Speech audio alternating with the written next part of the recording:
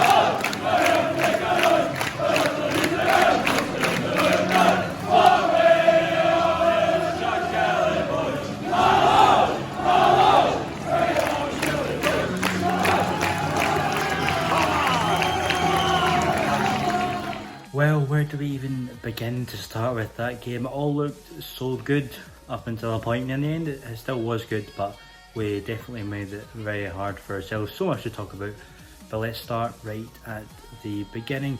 First half, a really good first half actually. Defensively we looked solid.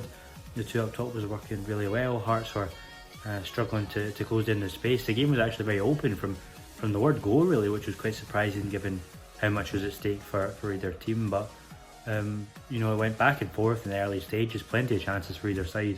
Luckily it was us who took them. Stuart Finlay first with a header from a stray corner, and then Chris Burke with, you know, one of the best goals I've ever seen. Certainly, took it down over the top of his head and then lobbed the goalkeeper. Questionable goalkeeping, you could say, but a fantastic goal, and I think overall probably deserved to be in front. Now he came out, you thought Hearts were going to come back at us, and they did for a bit, but then we went up the other end and Eamon Brophy got a fantastic strike. He's looking like a man reborn ever since Kabamba came in and supported him. So in that sense we got 2 strikers for the price of 1. But yeah, fantastic, first hour or so. Looked like we were going to, cruise to a win. Hearts always looked dangerous, but it didn't look like they were ever going to get 3 goals back. The fans were starting to get on top of them, and looked like they were struggling. But then there was a moment of madness, really. A loose header back, not really the goalkeeper's fault. Bernescu tried to come forward, didn't get it, wiped out the man. Quite a clear-cut penalty. Could say it could have been a red card, but there was, players supporting there, so happy enough with the yellow. But yeah, he got sold down the river there by his defence. A poor header back, too short, and he wasn't left with many options.